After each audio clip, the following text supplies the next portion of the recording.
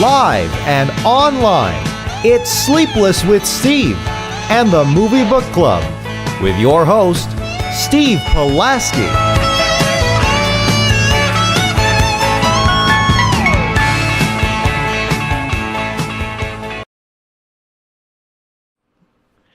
Back and better than ever, it is Sleepless with Steve live on YouTube. We come to you live and in living color every Wednesday evening, 6:30 Central Time, typically, unless it is July 1st, 2026, and we come to you live at 6 o'clock. Central Time, doubleheader tonight.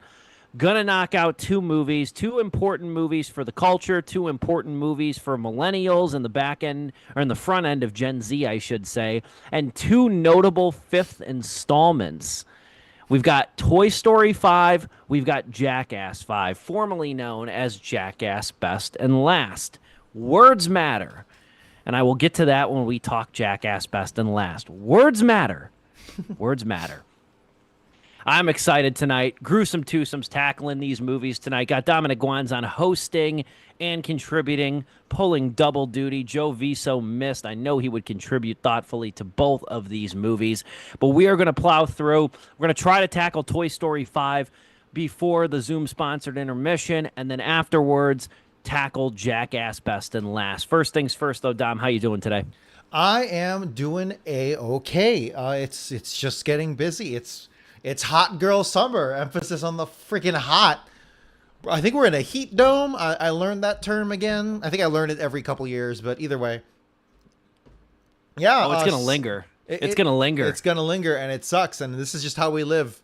This is just how we live now. Every year, breaking new grounds. I'm so glad. 100 years ago, it used to be shit like liberating Europe or landing on the moon. Now we innovate by raising the temperature every summer to new heights. It's great. I love it. I love being part of this generation. Facts. You know what my phrase is? You know what my phrase has been around the office these last couple of days? They're like, how's it going, Steve? What's going on? Not much. How about you? Hot out here for a pimp. Hot out here for a pimp. That's crazy. No, it's boiling. And I look to next week on NWS, at least out here. The coldest temperature through next Tuesday is 88. That's the coolest it's gonna get. It sucks. And we had a violently, stormy June, but it was decent in between. It was like decent. You know what I mean? It was like decent to be out. Not now. But we are tackling Jackass Best and Last. On the back half of the show, we are tackling Toy Story 5 right here, right now. Looking forward to chatting about this one. This is the first Toy Story movie we've talked about on the air or given a review about on the air. I'm sure we've brought it up in passing and everything like that. Mm-hmm. The last Toy Story movie came out in 2019. It was the fourth film that introduced Forky, voiced by Tony Hale. And I thought it was a very good movie. It didn't jump out to me as really a special movie in any way. It was great to see these characters again, but it was kind of weirdly structured. Yeah. It was kind of an awkward-footed movie that was putting Bonnie at the forefront of the series as opposed to Andy. And it confined a lot of the toys to the back of the trunk, if you know, you know. And I don't know, it didn't... It was great to see the characters again, as it so often is, but it didn't jump out to me, and it really felt like something that was geared to sell toys. Now, fast forward to Toy Story 5, another movie that is very much geared to sell toys and very much geared to sell new theme park rides and everything. But this movie has a vision. This is the Empire Strikes Back of the new series, I think. This is because there's going to be a new trilogy. Toy Story 6 will probably come in the next 5 to 7 years. Honestly, I do think they're trying to pump them out before someone on the cast can no longer do the voice. No, it's true, and it's not. I don't think it's uncouth to bring that up because this series has lost a lot of people. I mean, a lot of background people, I should say. Not that they're not important, but like Jim Varney as Slinky Dog has been dead for like 15 years too. Yeah. And even too like Tom Hanks and Tim Allen, as Buzz and Woody, they are still, or Woody and Buzz rather, they are still effective in their roles. Joan Cusack's voice is different. Yeah. You can hear it as Jesse. You can hear it. It's not the same Jesse voice. Like even the mainstays sound different than they did. But I opined this. I can't remember if it was off air or on air. I think it was on air. But I said if you looked closely at the Toy Story 5 posters, the ensemble posters, there's like 3 of them. Jesse is at the center of all of them. And that was kind of the subtle clue to me that like this is going to be Jesse's movie. Because Woody's doing his own thing. Buzz is Buzz, now kind of de facto working under Jesse. It only kind of makes sense that Jesse is the main character in this.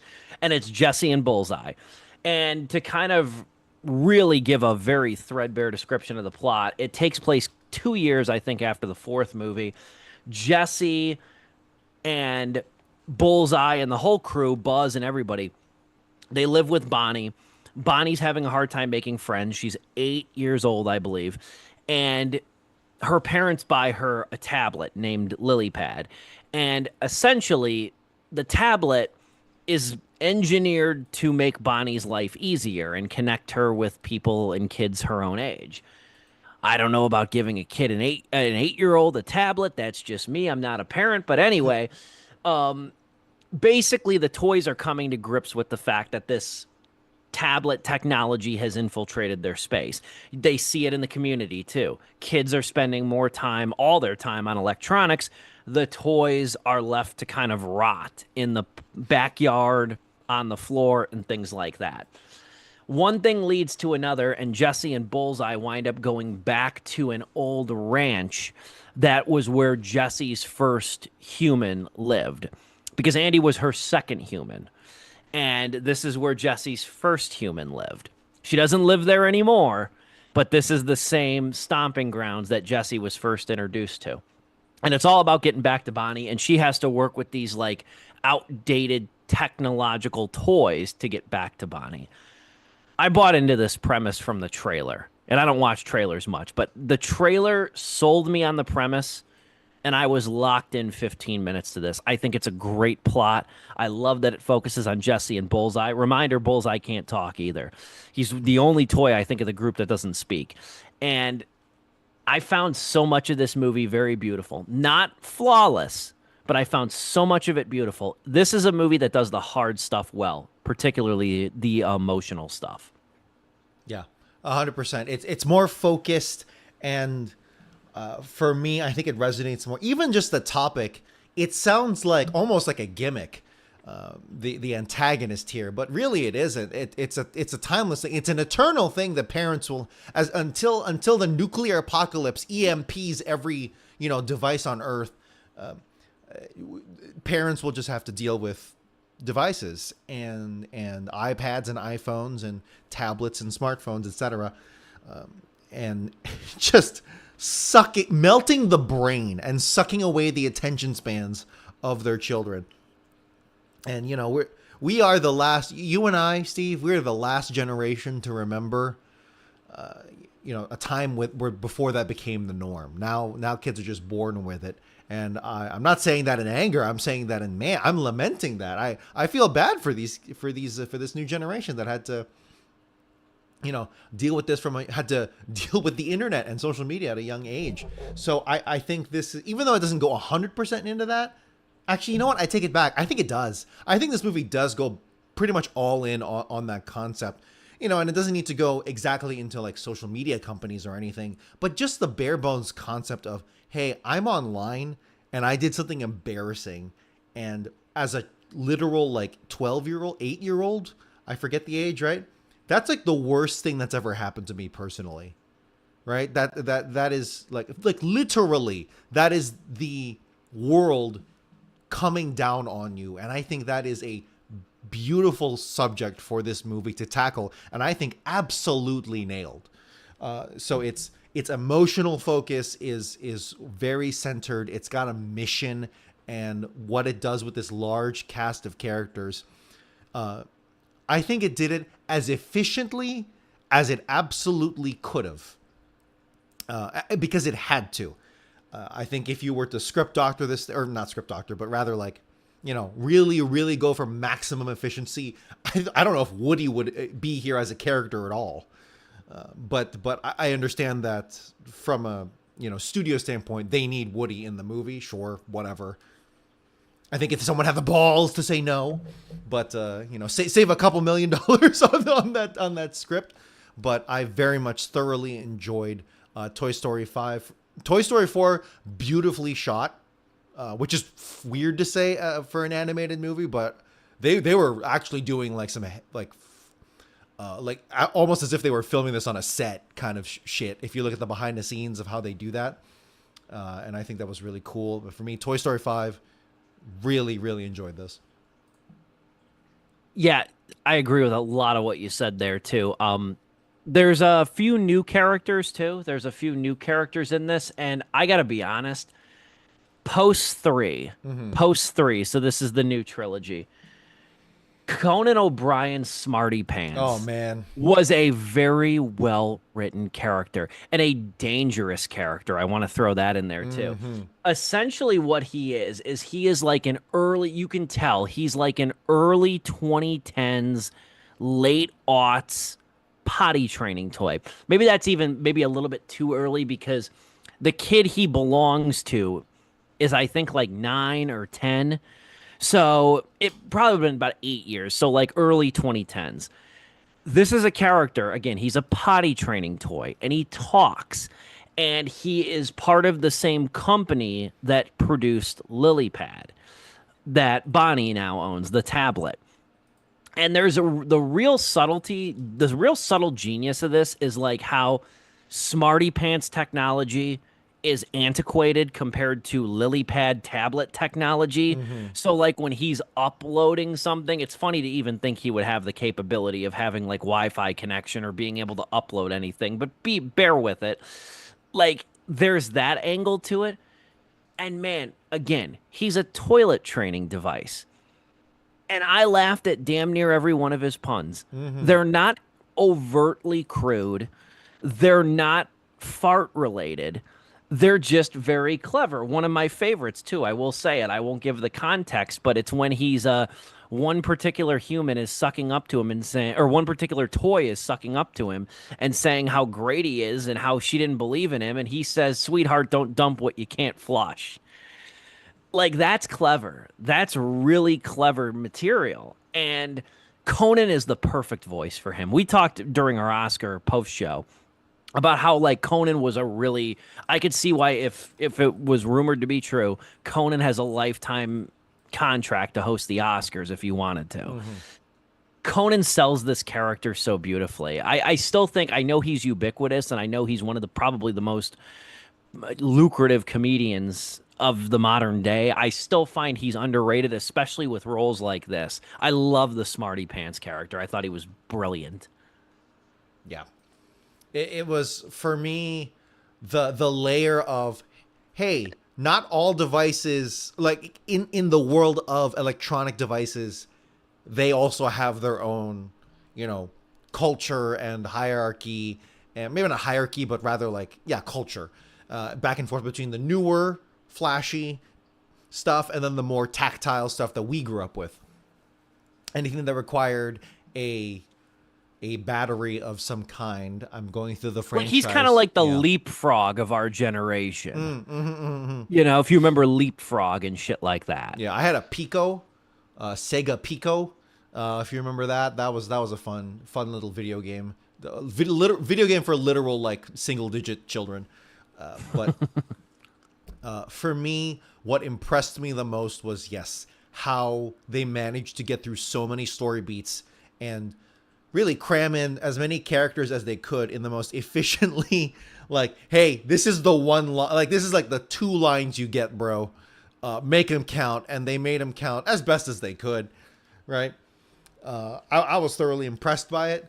I would say just inherent to the franchise as a 5th film, trying to do these sweeping, emotional, hard-hitting things on like childhood while also maintaining every single character, probably save a couple. that has ever existed in this franchise. It does move very, very fast. Yes, it does. I didn't have time, but I was almost tempted to watch the first Toy Story to compare just the pace of this thing. Like, I wonder if, like, if you put two scripts back to back, the two scripts, I'm sure the word count would dwarf the first in some way or another. And if anything, that's it. I don't know. I haven't done the comparison, but I'm willing to bet the fifth one is much, much faster paced than the first. And if that were the case, man, that really would say something about where we are, right, in 2026, and how kids are going to grow up with these movies. Yeah.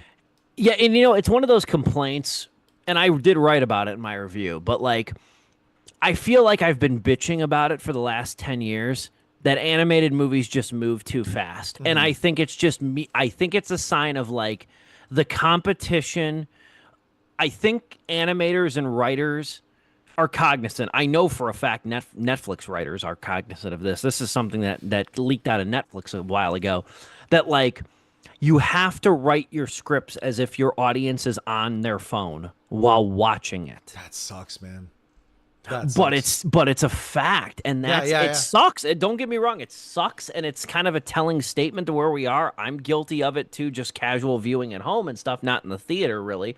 But like, I've been bitching about it for 10 years, especially when it comes to animated movies, is that like the first one I can remember, and there might have been others, but the first movie I can remember where I was like, this is moving at like a breakneck pace, I wish it would slow the fuck down, was the Lego Movie.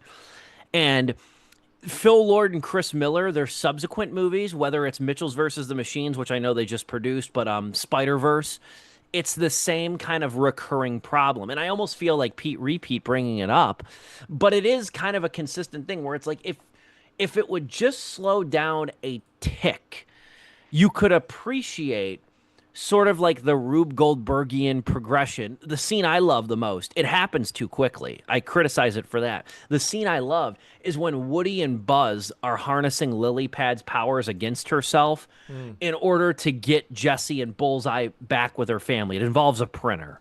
I'll just say that without spoiling it. Yeah. I love that scene. It's so clever and it's so creative, and it gets to the root of Lily Pad's character. But it's so fast. And it's so rapid fire. And it's like, if this slowed down a hair, it could show you really the clever point A to point J moments of this thing. And the other thing I thought that was shoehorned too is that like Buzz and Jessie's love story. I thought that was really shoehorned in here. If you wanted to really play script doctor, as you mentioned in here, I don't see why that was necessary. One iota. I don't see why that was necessary at all. You're sorry. You're talking about the Buzz Lightyear love. Yes. Yeah. I think because they've been teasing that since the second movie. I'm sure that was a creative decision for the writers to be like, let's finally do it. Let's just do it. Right. That was like a thing for them. I'm okay with it. In fact, I quite enjoyed it. You're right. Was it like, if we're going for maximum, efficiency, which, it's a creative product, but I wouldn't argue against it, but I'm all right with it. It's just that, like, yeah, this is a 26-year franchise, so obviously they have to bring in new blood for every movie in terms of, It's older than that. It's 31. Oh, Jesus Christ, my math's off. Yeah, you're right. You're 100% 31. right. Yeah, 1995, not just 2000. Yeah. So, new people every movie. So I'm curious who the youngest person they have who worked on this thing in terms of an animation standpoint. That's a good question. And so, like, I think it probably comes down to like the writing and the editing more than the animation. So maybe that doesn't quite compute. But all I'm trying to say is, like, all media has gotten faster paced. It's just bombarding you with everything. So that has to seep into the minds of the people that are in charge of this thing, or like who ultimately have a decision on the pace of a Toy Story film. So, and I'm not complaining even. I don't even know if that's a true knock against the movie. It is. It's a valid critique, but I can't, like, I have to just put my hands up and be like, yeah, what are you going to do? Now, the true answer is cut some characters, but I understand, like, that's ask for a Disney movie to make such a bold creative decision. That's not gonna happen. No. I'll chime in and answer one of your indirect questions here because I didn't know this too. I was clicking around. Andrew Stanton, the director and writer, he's worked on a handful of different Pixar properties. He's 60, director of Toy Story 5. Co-writer and co-director Kenna Harris, 31 years old. Whoa. Good. Well, congratulations to them. That's Yes. awesome. Yeah, Good for Kenna them. Harris, 31 years old. I'm really Yeah, happy born- about that, actually, that it's, They've worked for Pixar for several years, since I think like graduating Cal Arts in like 2016. So shout out to Kenna Harris. I didn't know that, but you just got me curious there. Like the youngest person. I'm not saying they're the youngest, but they've got to be one of them. They're as old as Toy Story. I find that beautiful too. This is I'm literally learning this in real time. John Lasseter, director of Toy Story 1 and 2, Lee Unkrich, director of Toy Story 3, often regarded as the best one. His only credits as director and story, I guess, is Toy Story 3 and Coco, which Coco is a goated movie in terms of Pixar joints. So that's incredible. And so that's an incredible track record. Interesting. That's his only credits too. Yeah. He's probably like he's probably an uncredited consultant. When there's somebody has writer's block, they're like, we got to call literally Unkrich. He does the full Monty on both of those. So director, okay, I don't know about full Monty, but director, story, and film editor, which that's a lot. Yeah, that's pretty much everything in terms of the pace and the feel of your film. He's also going to do Coco 2, which I'm not surprised by that. The only real quick, Josh Cooley, Toy Story 4, and yes, Andrew Stanton, Toy Story 5. The only other criticism I had with this thing, and again, I'm not levying it as like a flaw with the movie, I'm levying it as a personal preference here. The one thing that's going to take getting used to, I think, for some people, is the fact that, like, the incorporation of the 2D sequences designed to differentiate real life from playtime. It's the opening of the movie, and there's like 3 other instances where it comes into play. It's when Bonnie is playing, or somebody else, I don't want to give away the other character. When Bonnie is playing with the toys, it doesn't show her like holding them and like acting out the motions. It takes on a life of its own. Those are my favorite sequences. They were incredible. Are they really? Are they really? See, the thing with me is that, like, it looks like a dream, and it kind of is, which is kind of like, strangely enough, for a film about excessive screen time, it sort of removes the human touch for me. Really? Of this thing. Like, to me, it was like going into their imagination, right? And I guess the other thing is too, and again, this is like a personal thing. It's not like 2D. Like, if it was actually traditional 2D animation, I think it would be one thing. But it's 3D CGI animation designed to give the feel of 2D. It's like flatter. In a movie that's predicated about like the necessary element of like kids being kids, I would have rather it been them acting it out. Because Bonnie holding Rex laying down on the grass getting poisoned and acting it out and jumping it out is far funnier to me than seeing it animated. You know what? I think because it cut, right? It cut to the real life. Yeah, it like whooshes back. I think that emphasizes it. I think it's better the way they did it because when it goes to the real life, it emphasizes it. And they're all where they're at. Like kind of laying where Bonnie left them. Yes. Yeah. You know, I think it was great because that is basically how I remember, because I played with the little Army Men toys, the little plastic and tan little buggers, and they were so fun. And I was basically acting out Saving Private Ryan every time I pulled them out of my little case with all the little Army Men. I loved those things. I had a Lego set of a gas station. It was Octon, which is that's the Lego brand gas station, Octon. Okay. And I built it. It was like a service stop, and I played Clerks in it. So I That's so understand. funny, bro. That's so good. I played Clerks in it. Yep. Of course you would. What child is recreating Clerks except Steve Pulaski? Oh, there were two characters. The one would be behind the counter, the one would be in front, and he'd be like, I had to get here at 5 on my day off. Why'd you even come in? And then somebody walked through the door. I need an oil change. Yeah, the waiting room's over there. Oh my Yeah, well, god. anyway, I'm serious. Be honest. Be honest. Did you have a self-insert character? Maybe he wasn't named Steve, but it was basically you. Not really. I was Okay. kind of like making my own Dante and Randall. I was kind of like like copy pasting them from the movie Sure, into my sure. little world. That's Yeah. what I was. It wasn't. I wasn't like. I already saw enough of myself in Dante and Randall. You were doing your own fan fiction for Clerks. That's what it via was. Legos. That's so good, dude. Screw fanfiction.net. He had Legos. Steve Pulaski had Legos. Yeah, and I had like Lego cars, like they'd be up there on like the stilts or whatever, Bro, that's getting the oil awesome. change. That's You know, it was awesome, like, and I do hope children these days, as the movie, the film here suggests, do kids these days even have that for them? Because I am a strong believer that imagination is like a muscle that must be trained. I believe strongly in that. that is one of the best quotes you've ever dropped. Great, on this because I show. stole it. I stole it from my jazz teacher. Imagination is a muscle that must be trained. Yeah, it's. I'm gonna write it's that down. 100% true. I'm gonna write that If down you over here. I suggest for if you're buying toys for kids, especially these days, don't buy first of all, don't buy digital shit, right? Don't buy iPads or whatever. That's for the parents, right? That's a decision for the parents, of which I have my own opinions. I'm not gonna go into that right now. But if you're buying something for like your niece, nephew, whatever, cousin, baby cousin, or whatever, buy them the most basic shit. So like, don't buy the monster truck that lights up and makes sound on its own, right? Buy the wooden block toy and see if they can turn that into a monster truck, right?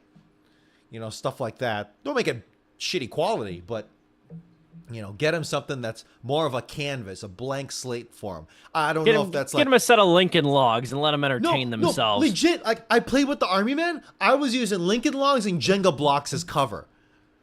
Right? For those little there men is something to be said. Yeah. There is something to be said for that too. Yeah. Like, I love blocks and stuff like that. Like, there's something to be said about that then too, because then it's like, okay, you could like buy like an army fort barrier toy. Right. But if you stack two Jenga pieces, if you are in the mindset, it works just the same. It's exactly what I did. And that's honestly probably why Lego is so successful. I'm sure they have their digital stuff or electronic stuff somewhere, but the core like brick piece, this is just a plastic brick thing. That's what makes them so successful.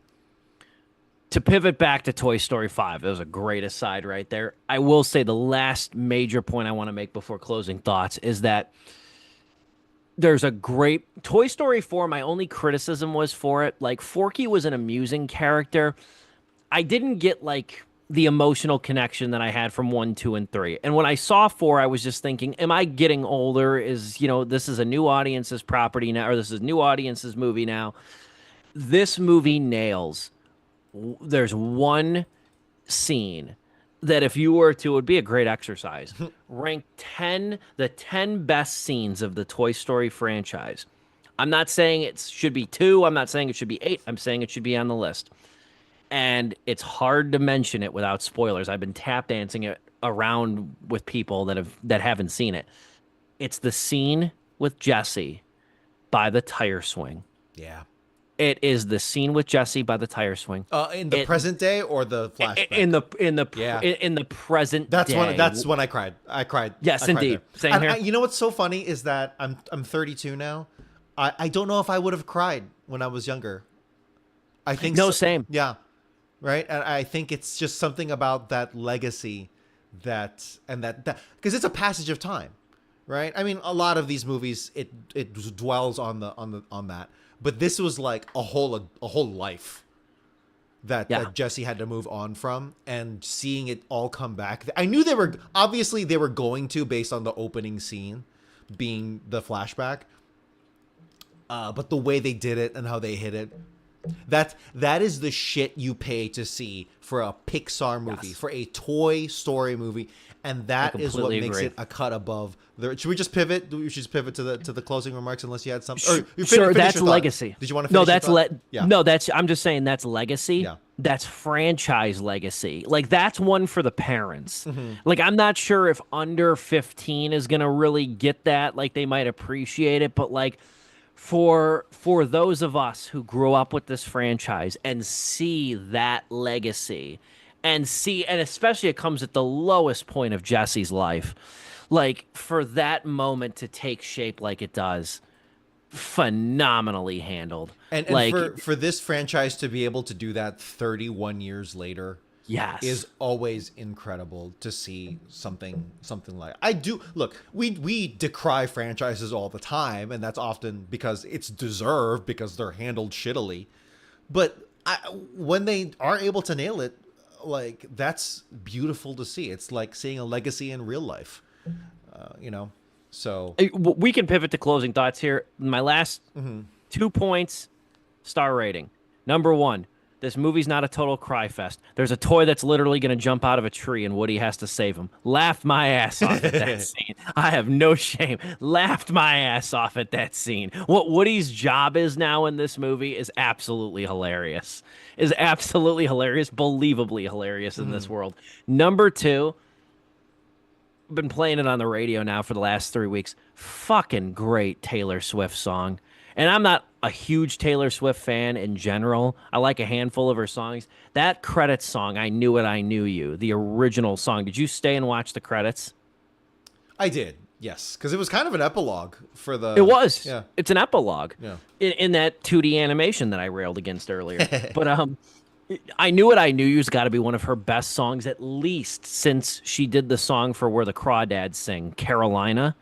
Because the thing I love about that song, though, is not only is it's just a pretty song, it's just a lovely, nostalgic song, but it also sounds, and correct me if I'm off base here, it sounds spiritually like Randy Newman, who scores these movies. It sounds like I could hear Randy Newman singing that. Yeah. And it's just a great song. It's boppy without trying too hard. It's a lovely song. I Knew It, I Knew You. Great epilogue for the movie. And it's 3.5 out of 4 stars for me. I really enjoyed this. I think it's a cut above Toy Story 4. And again, I think it could very well be The Empire Strikes Back of the new trilogy. Take that as you will. Yeah, man. 3.5 out of 4 stars for me as well. This is probably the best they absolutely could have done with a 5th Toy Story movie, short Yes. of making bolder creative decisions that we talked about earlier. But still, it made me cry. It had something to say, which is something that you do not hear from sequels like this often. And at the very, say what you will about Cars, at the very least, Pixar treats Toy Story seriously because it was what gave them birth. And I'm so glad that out of everything, at least that is the movie that the franchise, the characters, that they come back to and be like, okay, we can fuck around with all this other shit, but Toy Story, the adults come to play with these toys. You know what I'm saying? You do feel like ever since like Toy Story 3, you do feel like, and who knows how Pixar operates, but you do feel like there's like this closed door, no phones, no laptop policy when they're like in the very preliminary stage where they're announcing it. And they're like, we have got to make this right. In the coveted history of Pixar, with its ups and downs, this actually does feel like a flagship franchise somehow. It is the most acclaimed, and this is just going off of Rotten Tomatoes. Judge that as you will, but Rotten Tomatoes has been around as long as probably the first Toy Story, at least the mid to late 90s. This is considered to be the most acclaimed movie franchise, judged on each individual installment's consensus rating. They're all above 92. They're all above 92%, and that's 5 movies deep. So like it really is kind of unprecedented to see a series like this go on as long as it has retained as much talent, at least on camera. There's a lot of behind the scenes changes. Lasseter's not a part of it anymore. Like it's kind of a miracle. It's kind of a miracle, in some ways that it's been this resonant for so long, and the box office receipts even prove it too. Yeah. This thing is justifying Toy Story 6 by its very existence. It's one of the most expensive, according to Wikipedia, one of the It most is. expensive animated movies ever made at 250 million. But it recouped that twofold. For the longest time, as we butt up against the intermission, then we'll pivot to Jackass Best and Last somehow, some way. Um, for the longest time, the most expensive movie, and I bet you, I think it's the same price, 250 million. Now, what they spent on marketing, I would assume Toy Story 5 is more. The most expensive animated movie for the longest time was fucking Tangled. For the longest time. Wait, you know what? I'm okay with that because I really like Tangled. I really like. I love it over Frozen for sure. Yeah, that was the most expensive because that was 250 million 16 years ago. Yeah. Like it was unprecedented. It was one. I think it was at some point like the 14th most Oh expensive wait, movie ever yeah, made. you're talking about budget. Yeah, yeah. It is. That's kind of crazy, but that probably makes sense because they were getting the animation style down for what would eventually become everything that came after. I would have guessed if you would have just told me and I was none the wiser. I would have guessed something like motion capture, like the Polar Express or Yeah. Mars Needs Moms or something motion capture involved because Avatar is not technically an animated movie. I would have guessed something motion capture just given the expense of having actors. But yeah, Toy Story 5, one of the most expensive movies ever, animated movies ever made. Also, one of the strongest movies of the year in general. We're going to pivot back after this intermission, back half of Sleepless, Jackass Best and Last. Don't go anywhere. It's Sleepless with Steve, live on YouTube.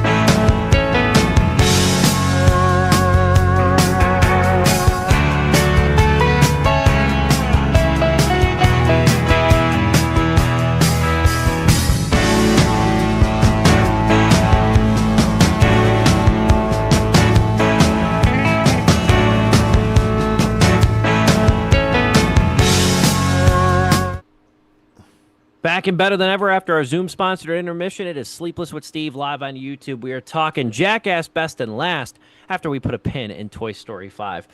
Man, what a weird situation when you have two fifth installments of different franchises that originated in the 90s. Jackass was 2000, I think, but close enough. Close enough, bear with me. That mean a lot to our generation, unironically. Mean a lot to our generation. Now, I said it in the beginning of the show. I'm going to say it again. Words matter.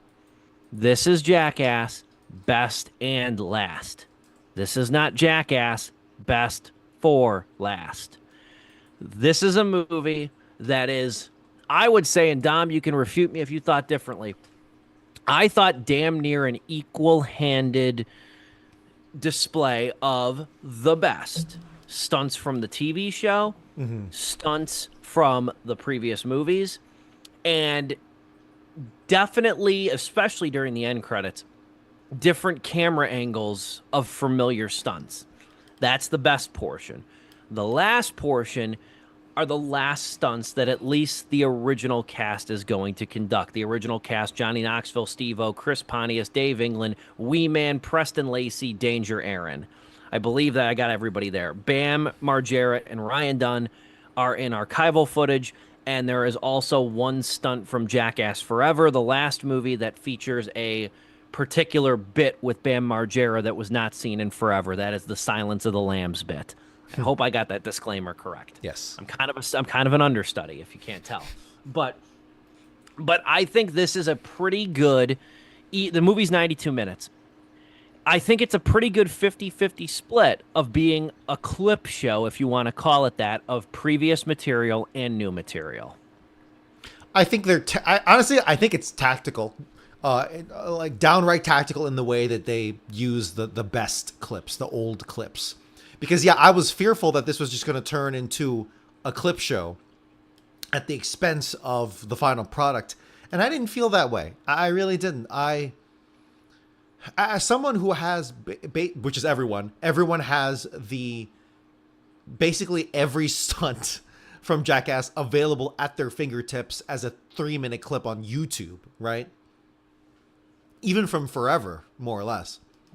You can basically watch all of Jackass in bits and pieces like you would a Whitest Kids You Know sketch hunt, right? Right. The way that it's put together here is an art. And that's why I don't feel like this is a clip show.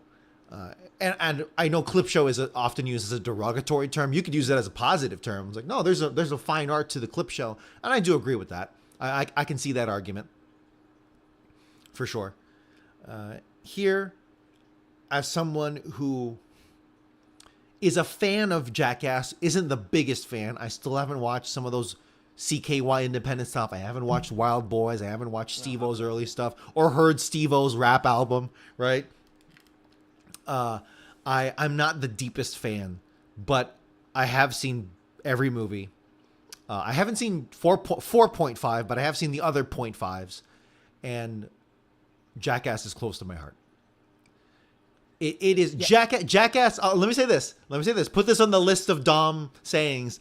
Jackass is a lot like iCarly in the sense that you feel like you are part of the gang and you could do those things, but for whatever reason, you just didn't. Or maybe you did, right? Maybe you can relate to. Maybe you did. You can think of that one stupid stunt that is basically a Jackass clip. And that's what's so beautiful about this fifth installment is that it feels like they are talking about some of the clips too, which I appreciate. Like any good clip show, right? Quote unquote. They are reminiscing, and there's one, or I think Preston Lacey, he says to himself like, "Yeah, those are the two things I miss the most." Is What was it? What was the other thing? Like, I was old and like, damn, I look old, and also like, or I was young and I miss Dunn. Those were the things. Damn, we're old and I miss Dunn. Yeah. That quick clip honestly hit me between the eyes much more than I thought it would. That's crazy. Yeah. Same. I thought he was gonna say damn, we're old. I miss Dunn, and Zach ass makes me look thin. You Basically, know, it is funny how they did find like a stand, like a younger, like, hey, we found a young fat guy. Zach Holmes, man, that dude is a friggin' trooper. But this movie opens, Best and Last opens actually with the very first stunt that Knoxville ever filmed. And it's so old. It was before he was Johnny Knoxville. Did you catch some of the dialogue from people off camera? They kept calling him PJ. They kept calling him PJ. His government name, and I knew this, and I've seen this clip years ago. His government name is Philip John Clapp. And so he went by PJ. And Missed opportunity to say he's the clap, but yeah, sure. I saw a clip. I saw a clip of him on the red carpet. I just passing through. I was scrolling through Instagram, and he was like, the woman on the carpet asked him. They go, "How'd you get the name Johnny Knoxville?" And he goes, "Well, when your last name is a venereal disease, you really gotta think creatively." There you go. You know. And he's from Knoxville, Tennessee. Yeah. So that helped. But that's how old this is. So the movie, I kind of wish they would have gotten a little bit more into the context of that scene of where he basically shoots himself wearing a Kevlar vest. I remember reading about this. And then, like, yeah, no, of course they're never going to release that footage. That would encourage people to shoot themselves. But then they just because that did was it. never aired on the original. That was on the Jackass, and I have it. That's how I saw it because it came back to me as I watched it. It came on the Jackass: The Lost Tapes box set. Okay. That's had how never it seen came out. I'm assuming, or rather, what am I trying to say here? Jackass is the one franchise where it's like, no, I think you should censor this. I would be the studio head going, no, that actually is too much. We shouldn't be doing this, guys. That's crazy. What they could have done, I think, is contextualize that clip, though, because how Jackass really started, really, it was kind of a swirling of things. You had Jeff Tremaine was the editor-in-chief of a magazine known as Big Brother. It was a counterculture skateboarding magazine. And what Big Brother did was they released DVD volumes of skateboarding and other weird stunts. Knoxville, Clap at the time, if you will, got linked up with Tremaine to be a part of those videos, as was Bam Margera, just being a locally relevant in West Chester, Pennsylvania skateboarder. CKY was a band. Jess Margera, Bam's brother, was in. CKY did the same thing as Big Brother to commercialize themselves. They had VHS and DVD series of them doing stunts set to CKY music. The two entities came together based on their East Coast-ish regions, and that's how we got Jackass on MTV. Yeah. And the funny thing is, Jackass the show there's a reason people remember the movies. Jackass the show ran for less than a year before it was canceled. 9/11 happened, and America was like, no. Yeah, it was gonna say it quit like a month before, and then somehow 9/11 made Viacom and MTV executives be like, "Yeah, we're not gonna renew this show." Because like the intro theme when it showed on TV, it was a waving American flag with the word Jackass across it, and I'm like, oh yeah, no wonder that didn't fly. But this movie is, to talk about it though, this movie really is a greatest hits compilation. This is a movie I think will mostly be appreciated by the diehard fans like myself of Jackass.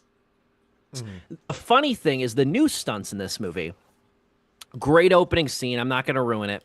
Great opening scene set to Bonnie Tyler's holding out for a hero. Love it. Love it. I was laughing. I was already cackling. I was rocking back and forth. I couldn't sit still. I was jazzed like June. But the new bits are funny in the way that they kind of adhere to the fact that almost everybody in the cast is in their 50s. There is a robot prostate exam. There is a colonoscopy adjacent stunt, which is very funny and very disgusting and very sickening too. And then there is a cheeky game show style involving Zach Holmes, Zach Ass, suspended in midair. And it's almost worth it just to hear Johnny Knoxville say, doublez-vous. Like, So there are really kind of like age related stunt jokes in this movie, which are funny. And the other thing that's really cute in this thing is how hellbent, like there's a monologue, there's a quick like on camera thing of Steve-O talking about like there's sort of the unwritten MVP of every Jackass movie. Like the second Yes. movie he said was Aaron, based on what he was put through. And he said, I've never come away from a Jackass movie feeling like the MVP of the movie. And I want to be the MVP of this. And then it cuts to the colonoscopy twister stunt. And it's always something shit related with Steve-O. Jesus Christ. Oh, it is. It always is shit the poo related. cocktail supreme I thought was already horrible. This is like, Ghastly. oh my God, Jesus Christ.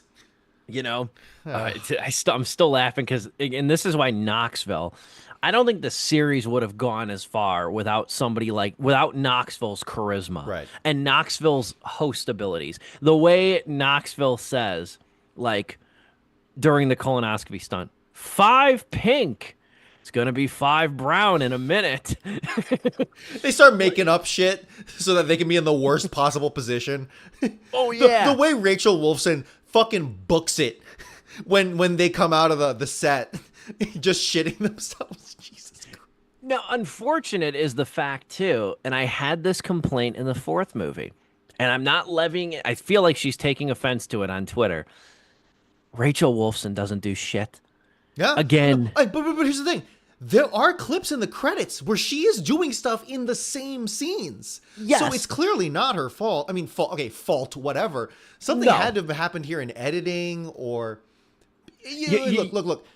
You could argue the .5s are even better than the movies that they're adhered to, right? Jackass 2.5, 3.5? Yes.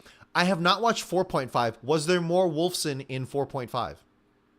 Not much. Not much. Okay. Maybe 2, where she's involved in the stunt. Yeah. Now, here's what I've read, and I'm just going to say this. Here's what I've read. This isn't confirmed. This is kind of like, this could even be like a Reddit theory that's just gained traction, but and she hasn't come out and denied it.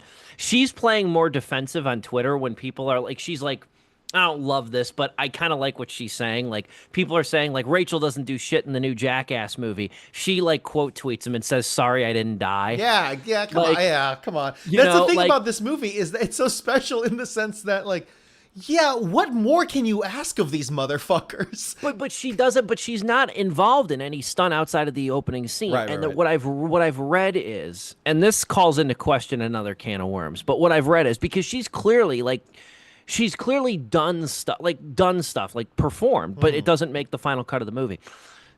A continuing thing that I've seen, going back to Jackass Forever, is that Paramount executives and producers are concerned about audiences' reactions to seeing a woman hurt. And that's a continuous thing. Now, what I would argue is that the most memorable bit she had was in Forever, when she got stung on the lip, the scorpion Botox, when she gets stung on the lip by a scorpion. And she stays.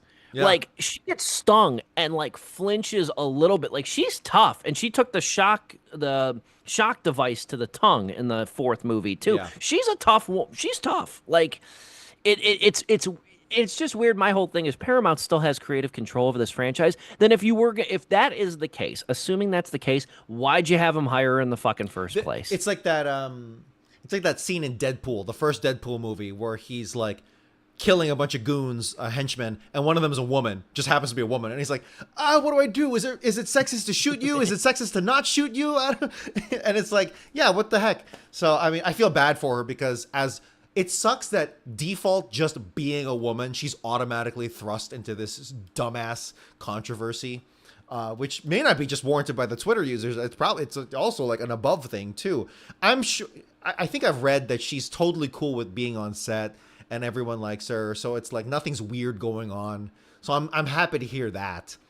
Yeah, and she draws attention just because she's the first and only female And it cast sucks, member too. right? But it's like I want to see. It's like I got nothing against Poopsies. Dark Shark doesn't do anything in this movie either. Jasper Dolphin's dad, he doesn't do anything either. I would have liked to see more of him. Thompson Wilson's his name. He killed it in Forever where Yeah. the spider thing, he was like dying in that one when the spider was going towards him. That was memorable as They shit. offhandedly mention that in this one too, because Tremaine and Knoxville are talking, and Tremaine's like, the worst thing you can ever do is tell us like what you're really afraid of. Yeah. you know and I went back and it's not in best and last, but they've been airing them on Pluto, the movies. I went back and watched Jackass 2.5, or watch part of it. Sure. And there's a great stunt in that is funny, and it adheres to what Tremaine was saying. Like, don't tell us what you're afraid of, because we're definitely putting you in that position. It's Preston Lacey, who I've always loved as a performer, as just a dude who's funny. I just find him very charismatic and likable. He, in 2.5, there's a stunt where they paint him to look like a gorilla, like King Kong. Yeah. And he stands atop the porta potty with Wee Man dressed like a dame, and they're flying drones at him, and he has to swat them away while maintaining balance on the porta potty, and he's petrified of heights. And I love the funniest part of the skit is not Preston, but it's the crew. It's Bam, Dunn, and Knoxville flying the drones, and Bam imitating Preston, where Preston is like trying to act like the gorilla, like he's like Bam's like, Preston's up there like this, like all jittery and shit. That's the thing about Like- that. That's the component that we miss with Bam.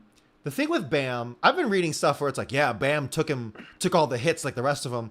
Yes, of course they all did. They all took hits because of the snakes, because the snakes too. But also Bam, and I don't say this word often because I'm not a big fan of it.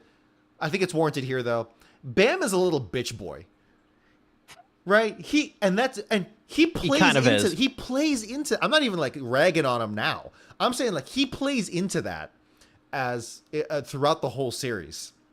The whole series, he will dunk on you the hardest verbally. He will make the most fun out of you, and then when it's his turn in the ringer, he can dish it but can't take it. Although but to justify, him being on it, he does take it eventually. But that, like, seeing him get hit was so satisfying because he was giving everyone else the most shit, and that's why he got the brunt. That's why he got the brunt of it, and that's what I miss in Jackass now. It does suck that kind of play into his drug abuse. Maybe I don't know exactly 100% on that, but regardless. Right? Drug abuse? Right? Yeah, Bam, right? Yeah, Was it and alcohol, yep. It was overall, both. yeah, it does suck that does bleed into his overall shittier behavior. But it was a beautiful dynamic in the first Jackass movies and just series overall that made it really, really enjoyable. Everyone had their part. Everyone has their part. Bro, for me, Knoxville probably takes it in terms of the most hits. And also being the pilot. Knoxville does the biggest. Yeah, I mean, I think it's neck and neck with Aaron. Because, bro, I think Aaron was the MVP of Forever. Because the amount of nut shots he took, am I remembering this correctly? Yeah. Now this is just turning into a clip show. But, like, Aaron took, like, 4 nut shots of, like, Aaron's abused. A boxer, a hockey player, a softball player, and then a pogo stick? Or was that 3? Either way. And then the pogo bear stick, shit. Yep. Yeah, the bear. The fucking bear. He's, like, shaking by the end of that one. The only thing, and I agree, because Aaron has always been the punching bag for the most abusive that's his stunts. Role. Yeah. And the funny thing was, it wasn't until the third one he used to be Aaron Mahihi. In the third one, they started referring to him Danger Aaron. Yeah, they started calling him Danger Aaron. I bet he had to insist. I bet he had to insist for that too, knowing him, because he was always the last credited of the group. Here's the thing, though. I still will argue. Knoxville had the most life-threatening stunts. Sure. And you see it in this one, too, going back to, I think it's the third movie, the rocket launch, when it fails the first time and it blows out the side, like about maybe a foot from where... him. And because in Knoxville, I mean, who knows how long it took between takes, but the way Knoxville goes, if this thing would have come up here a little bit closer, that'd have been the end. That'd have been a wrap on old Knoxville.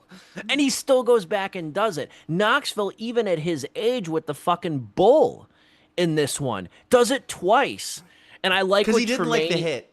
Because he didn't like the hit, and I love what Tremaine says too. And he goes, that's the most dangerous thing is when Knoxville says, "Let's go again," because he didn't feel like he got hit hard enough. In the third movie, it's the same thing. I don't know how long it's been since you saw the third movie. I saw it in theaters. It's been a long time. I saw it in theaters a few months ago in the re-release. It's a great stunt, and it's so simple. Jared Allen, a football player for the Vikings at the time, they're basically throwing Knoxville a ball. He goes out to catch it, and Jared Allen has to tackle him like a football player. He's in full pads. Knoxville isn't. The first hit is kind of like a side swipe, and it hurts. But Knoxville gets back up and goes, go again, go again. And right before, I don't know who it is. I don't know who it is. I think it's Sean William Scott, actually. I think it might be Sean William Scott throws him the ball. Right before, Knoxville goes, Jared, don't hit me with your purse next time. And then as soon as the ball is snapped, he gets drilled head first into the grass. And Jared Allen, to the camera afterwards, takes like a shot of whiskey and goes, you know what people don't understand is that football is a game of physics. Speed plus velocity equals that. And it's like, I was watching a GQ interview with the whole cast for this movie, the old cast, right? Yep. And they were Chris Pontius has like, or was it Steve-O or Chris Pontius where he was like, yeah, there's so much physics talk in Jackass for a long time that you don't see. It's just us gaming how far someone's gonna get thrown while lubed up going down a slide. Naked. Oh, I have to imagine too. And one of the reasons too, like we were just talking about like the Toy Story movies being directed by different people over the course of 31 years. Tremaine is the lone director on all the Jackass movies, including Bad Grandpa. He is the lone constant. And I think why, just having listened to him on like Steve-O's podcast and in interviews in the past, Tremaine talks about like, he's like, and I think it's kind of like quiet resentment, and this is just what I'm opining. It's like quiet resentment amongst the cast because Tremaine doesn't do any stunts. Right. He's also 10 years older than Knoxville. He's almost 60. He doesn't do any stunts. But Tremaine, remember he was telling Steve-O this on his podcast a while ago. Tremaine's like, he's like, these guys are great performers. He's like, you guys are great performers. He goes, I've been a director since I was 20. He goes, I know we are doing shit that's never been done before. I have to assess where every camera needs to be. I need to be able to see Johnny get launched off a rocket at 12 different angles and then again find a way to edit that together. So Tremaine's got a great vision. And that's one of the reasons that Jackass, I think, is so good, is because if you think, you're not thinking about it unless you've maybe seen a stunt several times, but you're looking at all the ways you're seeing it. And it's a credit to Tremaine and the crew that, like, these guys could be doing stunts in their backyard without cameras. The fact that it looks so good is a credit to Tremaine and even Lance Baggs, who they always film puking and everything too. Like Tremaine he's only made, I think, one legit movie, and that's The Dirt, the Motley Crue biopic. I don't think Tremaine gets the credit he deserves because of the fact that he's not been like a commercial, narrative director, but he clearly knows what he's doing. And you see it again because you see in the credits a bunch of clips of old stunts at new angles. Yeah. It's a testament to this whole project. For something like this, it's really a miracle that the controversies we have are all the controversies that we have. And I'm saying like in any other scenario, 4 of these people should be dead. Yes. 2 of them should still be drug addicts. And it's a massive failure where everyone hates each other. The fact that we have like a GQ interview with basically like most of the cast still together, and like the fact that the one death that we have is from an unrelated drunk driving incident, and Bam is seemingly getting a little, I think he's still bitter about all the money he lost out on this or something. I don't even want to go into it. He's estranged. I think that's how I referred to him in my review. But it could be worse, even worse. It's a miracle that this crew has stayed as together as they absolutely could. Bro, I think I read Poopies was going through like drug abuse, like withdrawals at the end of Forever. So it's clearly still there, right? Like crystal meth, I was reading on Wikipedia. Like, Jesus Christ. I'm Really? honestly, I said this for our Forever review. Poopies feels like he could have been there from the beginning. Out of everyone, He does. He really felt like he could have been there from the beginning. He's the most natural. Like Yeah. of the, and it's not really a diss to any of them, but No, he's no. the most well utilized. I feel like he's the most willing because he was kind of an internet personality before this. Rachel Wolfson was a comedian. Yeah. Zach Holmes was a podcaster, I think. Like Poopsies was like a guy doing stupid shit on camera. And I feel like this is like was a lifelong dream, you know, for him. I like him. Sean McInerney's his government name, if you were curious. Yeah. But no, it's true though, because this could have been. I mean, if you would have said like watching Jackass on MTV at 11 o'clock at night back in its initial run as a TV show, if you would have said 26 years later that these guys would mostly be intact and still close friends, I mean, there is another universe where this is destructive and just completely awful and really like child actor level bad. Yeah. And it's, I think Knoxville's done a great job at really reciting this in interviews recently and stuff. It was, he's like he was asked recently, like, what is the legacy of Jackass?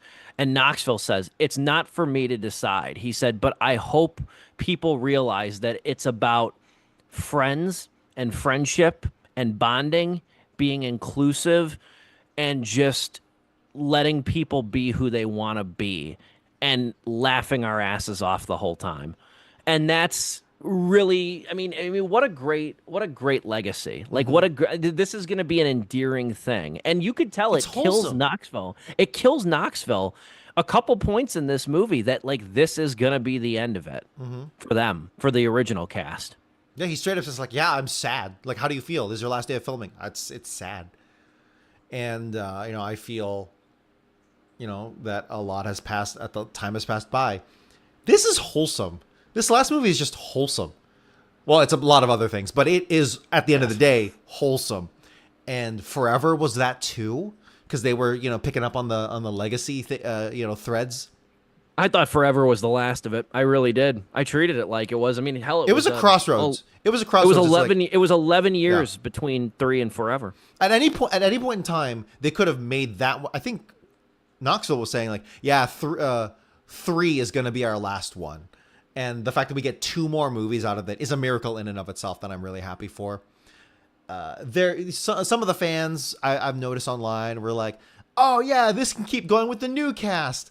I don't know, man. I think that's forcing it. I think that's trying to turn it into like a reality TV show where you try to make like a pop star group out of this talent show, It doesn't help to, not to cut you off. It doesn't help. There's no clear Knoxville of the new group. And that's one of the things too that I said earlier, that Jackass has been so great. Like Knoxville has been the leader and the host, and he's asserted himself. Now you could argue that the new cast, and I wouldn't disagree, hasn't been given the opportunity for like one of them to rise. I think Poopies is the one, but I don't know. One. Like, there's no these like where it was so organic. Like Knoxville and Tremaine were friends. Bam, Dunn.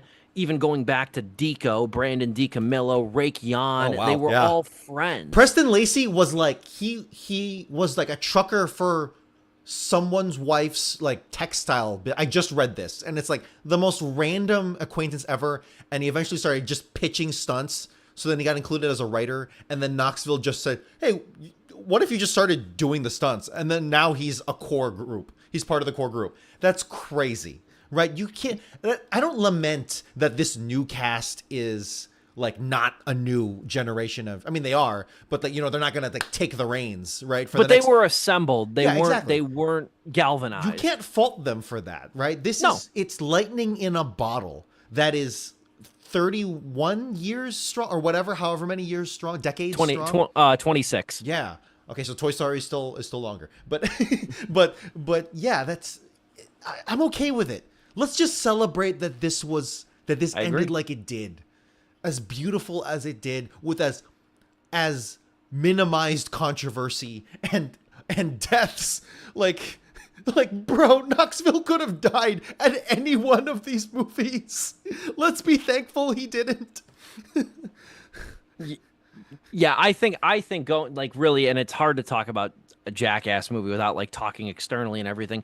I had a lot of fun with this though, and it made me emotional. It made me emotional at two different points, two and a half different points, but like it's the poster. It's not a spoiler. The climactic revive shopping cart, seeing that and kind of knowing what they were going to do with it. Yeah. Like as it's barreling down the hill. Then it's the end credits with the Roger Allen Wade song, We'll Meet Again. And then it was the last scene in the hotel room with Tremaine and Knoxville. And I don't want to give it away. The very, like, before the weird random doorstop thing, which I think was part of the show. But the scene when Tremaine and Knoxville at the very end are sitting on the bed talking about, like, I don't know how, I can't believe that went the way it did. Yeah, it went great. You think so? Like, that banter, and just what a great epilogue for the whole series. So for me, this is 3 out of 4 stars. I think it plays more like a 0.5 movie than a new Jackass movie, but I think the new bits are strong, and I think that the old bits are lovingly incorporated. And there's quite a bit here from the show. And again, I feel like the show, people don't realize the show only lasted like 10 months. So I think there's a lot of people, myself included, that have not watched that show in a while that could stand to use a refresh on kind of how anarchic it was. Yeah. So 3 out of 4 for me. Yeah, man.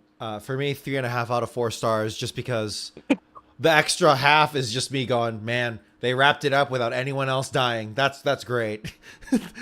You just get a star for that one, frankly. I'm reading right now the doorstopper thing was a bumper. It was a bumper that was played during the original series.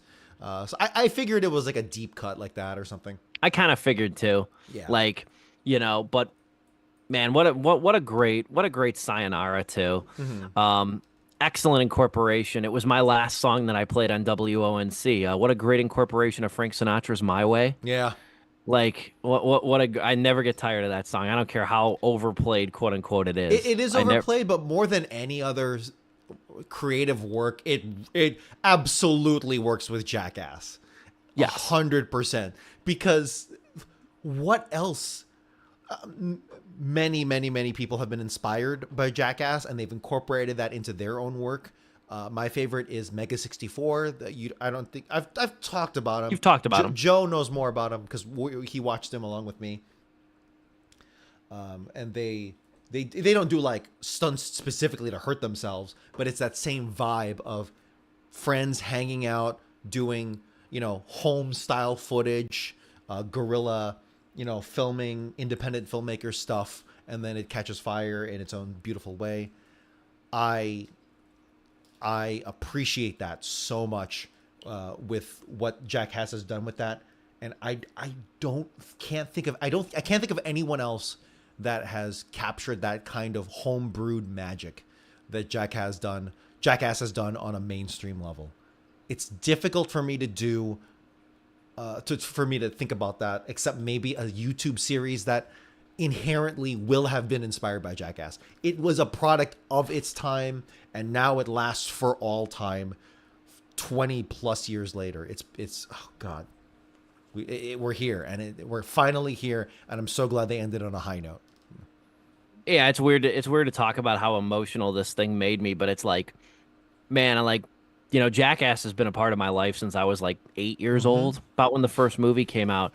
And I quoted it in my review. My mom saying too, like, she was like, as long as you can be an adult, as long as you don't repeat anything they say, you can watch it, or don't repeat anything they do, you can watch it. And then I remember watching it at home. My mother rented the first movie on VHS for me, and I remember watching it at home at like 9 years old, and my dad being like, why are you letting him watch this shit? And my mom's like, and I still remember it. My mom's like, him and his friends are gonna kick each other in the nuts anyway. What's the big deal? Like, And it's always just been a part of my life. It's been a cultural touchstone for me and so many others too. And it's so great to see it on the big screen. And it's Yeah. and just the bond that will keep these guys together as they get older too. I'm interested too because Knoxville is not only the best actor but the most accomplished actor of the group too. I'm really curious to see what he does going forward. He's going to be in Oz Perkins' next movie, the guy behind Long Legs, and the monkey. Oh, wow. So I'm really curious to see what Knoxville's acting career is going to do. I feel like now he's going to have more time, and I feel like he's going to want to do more acting as a way to kind of fulfill the creative itch. So I really am excited to see what he's going to do. Danger Aaron, I think, is just going to, lie in bed all day. Last point for Jackass Best and Last, and it sucks that it had to come so late in the game. Adam Ray does the voice of the android, the robot that they use for a couple of different good. stunts. So fucking funny, man. Great voice, too. Great voice when he's using the microphone. My God, how did I go 5 movies without realizing that Danger Aaron's head doesn't look like a fucking Lego? He looks, as soon as Adam Ray says it, I'm like, he does look like a Lego. Yeah. God, it's so funny. That brings the animation circuit back around with Toy Story 5, our previous review. What a doubleheader. We've earned a break. We will take one next week and be back the following week. So no Sleepless no Sleepless next week. You got 2 out of us this week. We'll be back in earnest. I Love Boosters, I think, is on the schedule as a belated review, which you 2 have already seen. I missed Guilty as Charged. So we will review I Love Boosters coming up on the 15th. In the meantime, enjoy July, despite the fact that it's sickeningly hot outside. Thanks for joining us tonight. Dom, as always, thanks for hosting. For Dominic Guanzon, the unseen but still loved